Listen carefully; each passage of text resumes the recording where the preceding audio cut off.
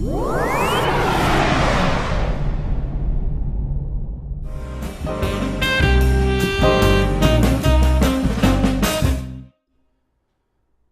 to the 9th video in the Secrets to Drawing video course brought to you by thevirtualinstructor.com. In this video, we're going to take a look at some basic drawing techniques. But before we do, we need to understand that medium is the material that's used in a drawing. We're going to be discussing medium in this video. It's also important to understand that drawing techniques are basically processes used to apply that media to a surface.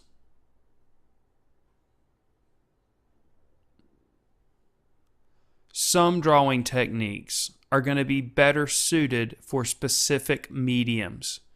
We're going to take a look at these in a minute.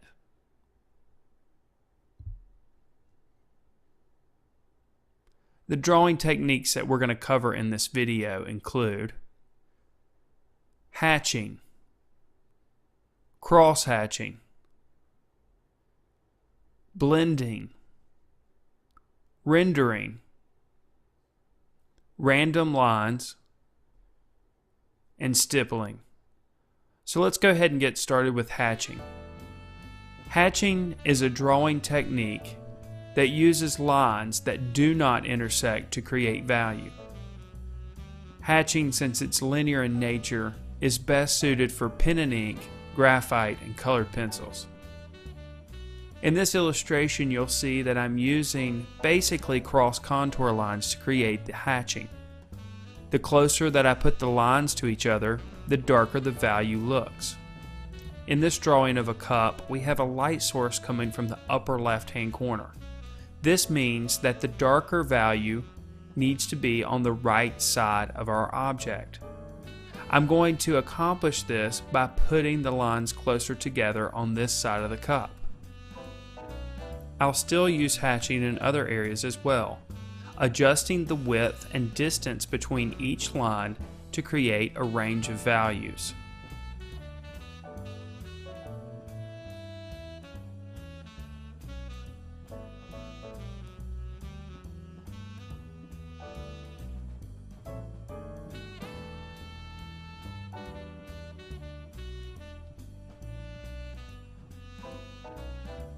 Since I'm using graphite for this demonstration, I can also adjust the amount of pressure that I put on my pencil to create a different value of line.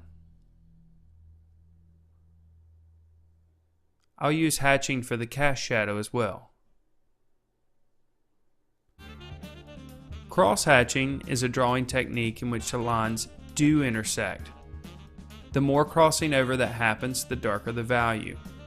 Cross-hatching is best suited for pen and ink, colored pencils, and graphite.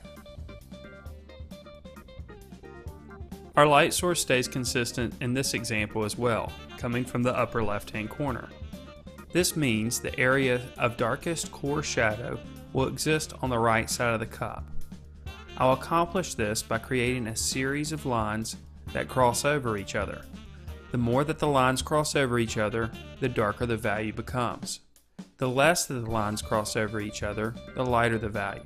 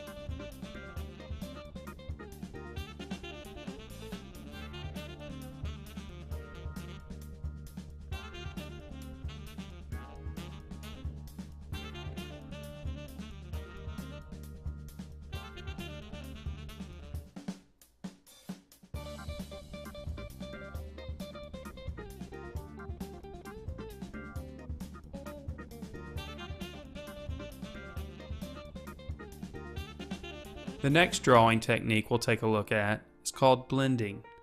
Blending is a drawing technique in which a medium is applied with smooth gradations between values. Blending is best suited for graphite, charcoal, Conte, colored pencils, chalk pastel, and oil pastel. By adjusting the amount of pressure that we put on the material, we can sometimes affect the value and the richness of the color. In this case, since I'm using graphite, the more pressure I put with my pencil, the darker the value becomes. In order to accomplish small gradations of value from dark to light, without using a blending stomp or using your finger to blend, you may consider making small circular motions with your pencil. This will allow total control of the material as you apply it to the surface, resulting in a smooth gradation from dark to light.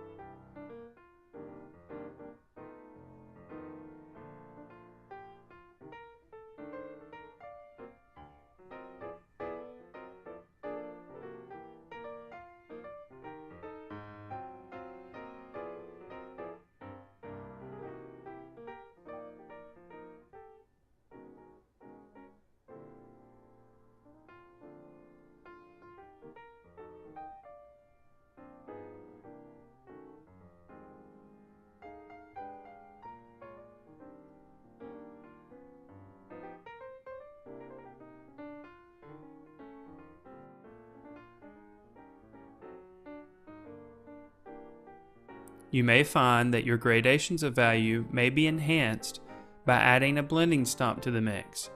You can use a blending stomp to go over your areas of graphite to smooth and blend areas so that the transitions appear smoother.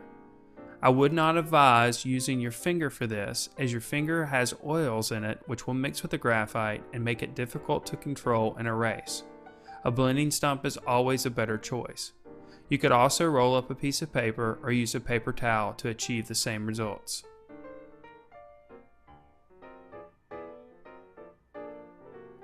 The next drawing technique we're going to discuss is called rendering. Rendering is a drawing technique in which part or all of the image is erased out.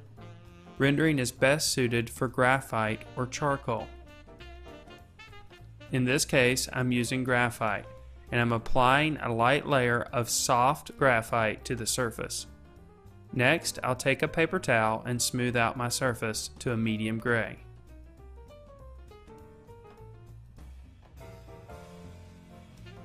Next, I can take an eraser and begin to erase out areas that are light. In this case, I'm thinking in reverse, looking at the lighter values and erasing them out and removing them from my drawing.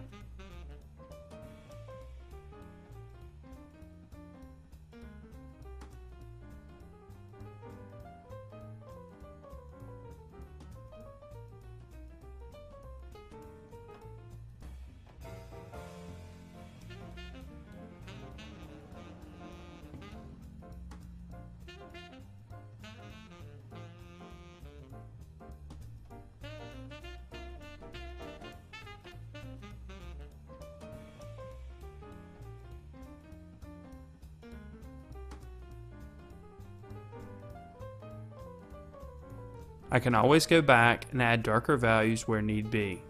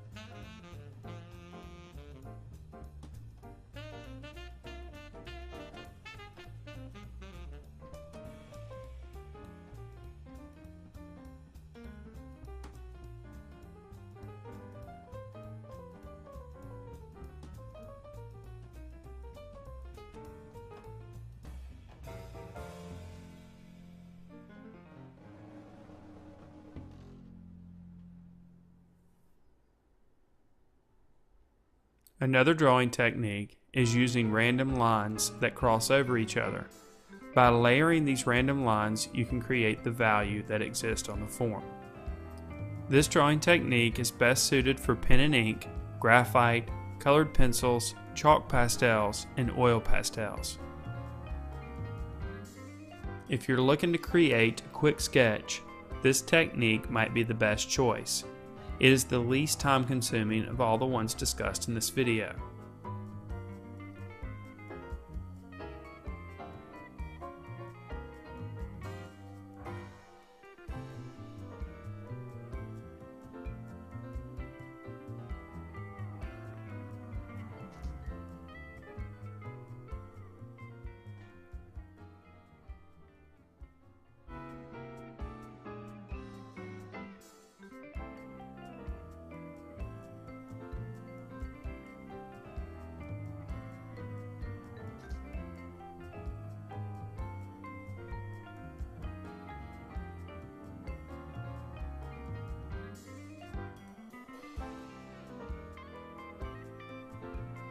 The last technique that we'll discuss in this video is stippling.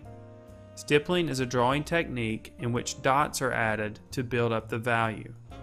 Stippling is best suited for pen and ink or oil pastel. Values are created according to the size and frequency of dots used. More dots in a location generally mean a darker value. Lesser dots or more space between dots usually translates into a lighter value. Of all the techniques discussed in this video, stippling is definitely the most time consuming, yet gives you the most control over your drawing.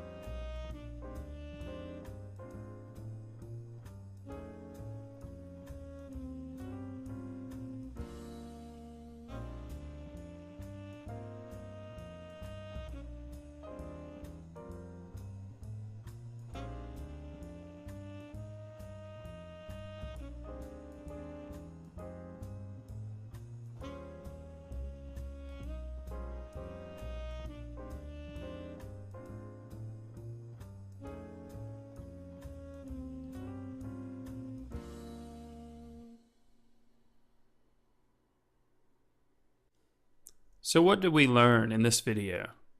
Well, first we learned that medium is the material that's used in a drawing.